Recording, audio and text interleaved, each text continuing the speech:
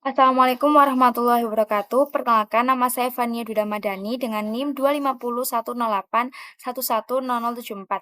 Di sini saya akan menjelaskan materi logika dan himpunan, yakni perakit. Rakit menghubungkan proposisi-proposisi tunggal menjadi proposisi majemuk, menentukan nilai kebenaran dari proposisi tunggal yang menjadi anggotanya maupun nilai kebenaran proposisi majemuk itu sendiri. Perakit ada 5, yakni yang pertama negasi, yang kedua konjungsi, yang ketiga disjungsi, yang keempat kondisional, dan yang kelima bikondisional. Masuk kepada perakit yang pertama, yakni negasi. Negasi adalah pengingkaran suatu perakit sehingga proposisi negatif harus dipandang sebagai proposisi majemuk. Akan tetapi dalam proposisi negatif itu jelaslah terdapat proposisi afirmatif. Contohnya dalam kalimat anjing adalah makhluk yang setia. Di situ harus terdapat proposisi yang menentang bahwa arti proposisi pertama ini tidak benar, seperti tidak itu tidak benar, sehingga dapatlah muncul proposisi negatif, yakni itu tidak benar bahwa anjing adalah makhluk yang setia. Proposisi negatif sering dibahasakan menggunakan kata tidak atau bukan, dan dapat dilambangkan dengan lambang seperti berikut. Contoh lain adalah sapi adalah hewan amfibi. Bentuk negasinya, sapi adalah bukan hewan amfibi. Berikut adalah bentuk tabel dari negasi. Jika P itu benar, maka non P-nya salah, dan non P-nya akan bersifat kembali, seperti P, yakni benar. Begitupun sebaliknya. Selanjutnya yang kedua yakni konjungsi. Konjungsi adalah dua proposisi yang dikaitkan dengan kata hubung dan, dilambangkan dengan lambang seperti berikut. Akan tetapi, dan sebagai perakit adalah dan yang tidak mengandung pengertian waktu. Contoh, aku pergi dan aku membeli.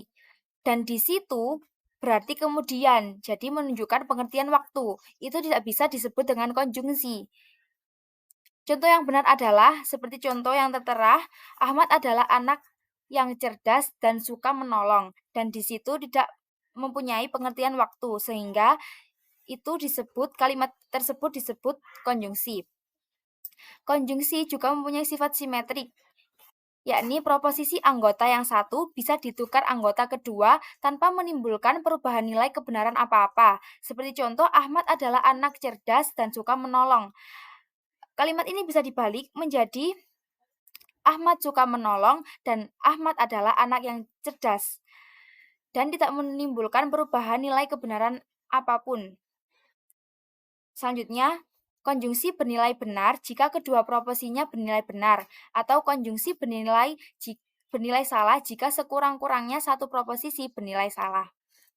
Seperti tabel berikut, yakni ketika P benar dan Q benar, maka konjungsinya akan benar. Tetapi ketika di antara P dan Q itu terdapat kesalahan, meskipun satu, maka konjungsinya akan bernilai salah. Sehingga konjungsi bernilai benar jika P dan Q-nya bernilai benar. Selanjutnya adalah disjungsi. Disjungsi adalah kalimat majemuk yang menggunakan kata atau. Disjungsi dibagi menjadi dua. Yang pertama, disjungsi eksklusif. Disjungsi eksklusif ini proposisi bernilai benar jika sekurang-kurangnya proposisi pembangun bernilai benar. Contoh, Budia mengajar mata kuliah dasar-dasar pendidikan. Budia mengajar mata kuliah psikologi perkembangan. Bentuk disjungsi eksklusifnya adalah Budia mengajar mata kuliah dasar-dasar pendidikan atau psikologi perkembangan. Yang kedua, disjungsi inklusif. Bernilai benar jika sekurang-kurangnya satu proposisinya bernilai benar, atau disjungsi bernilai salah jika kedua proposisinya bernilai salah atau sebaliknya. Contoh, Asila adalah anak pintar. Asila rajin belajar. Kalimat ini memiliki dua pengertian, yakni yang pertama, Asila anak pintar saja atau rajin belajar saja tetapi tidak keduanya. Dan yang kedua, Asila anak pintar atau rajin belajar tetapi bisa keduanya. Selanjutnya adalah kondisional. Kondisional menghubungkan proposisi-proposisi tunggal menjadi proposisi majemuk kondisional. biasanya dinyatakan dengan kata kalau atau jika yang akan menghasilkan maka. Contoh, kenaikan biaya angkutan menaikkan harga komoditi yang diangkut. Kinya, kenaikan harga bensin menaikkan harga komoditi yang diangkut. Sehingga dapat dijadikan perakit kondisional, yakni kalau kenaikan biaya angkutan itu menaikkan harga komoditi yang diangkut dan kenaikan harga bensin itu menaikkan biaya angkutan, maka kenaikan bensin menaikkan harga komoditi yang diangkut. Yang keempat, yakni bikondisional.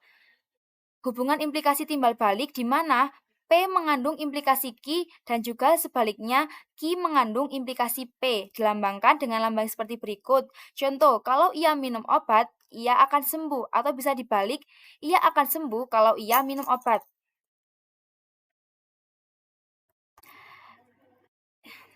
Sekarang adalah dalil-dalil dari dalil-dalil yang berkaitan dengan materi-materi yang sudah saya jelaskan tadi. Yang pertama ada dalil surat Al-Ikhlas ayat 3 dan 4, yakni lam yalid walam yulad walam yakul lahu kufuwan ahad. Dalam konteks Al-Quran, konsep negasi ini tampak melalui penggunaan kata-kata pengingkaran atau peniadaan seperti la, lam, laisa yang bertujuan untuk menegaskan sifat-sifat Allah yang mana sempurna. Seperti dalam Al-Ikhlas ayat 3 dan 4 tadi terdapat kata lam. Di situ yang artinya tidak. Jadi ada terkaitannya dengan negasi. Selanjutnya dalil surat Al-Maun ayat 4 sampai 7. Relevansi konjungsinya adalah ayat 6 dan 7 bisa dianalisis sebagai konjungsi. Dan juga begitu pula dengan ayat 4 dan 5. Dalil yang mempunyai arti berbuat riya termasuk P dan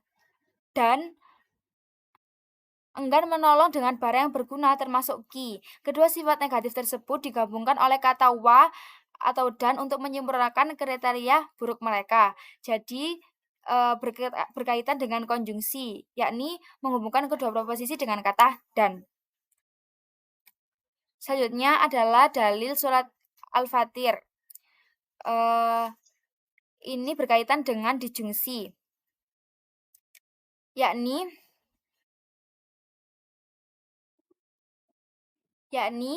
kata wa diartikan oleh banyak ulama sebagai disjungsi inklusif,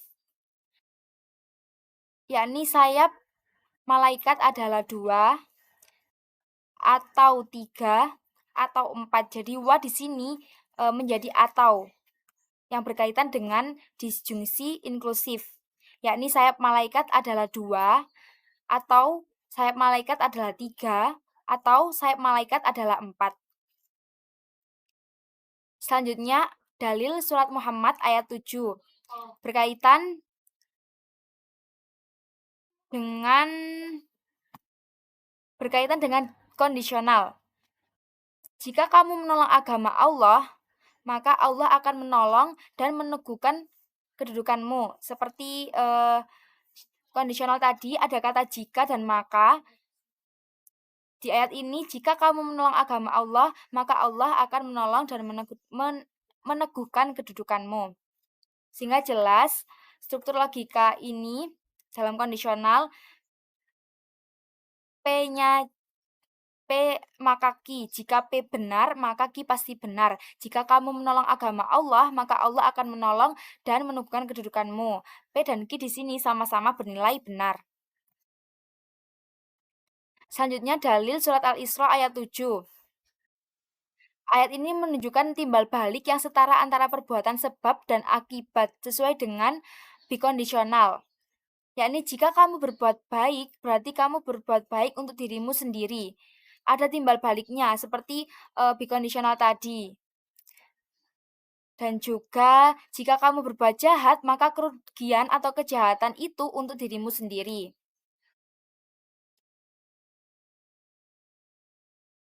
Baik, itu tadi penjelasan dari saya terkait materi perakit, logika, dan himpunan. Mohon maaf jika ada kesalahan. Terima kasih. Wassalamualaikum warahmatullahi wabarakatuh.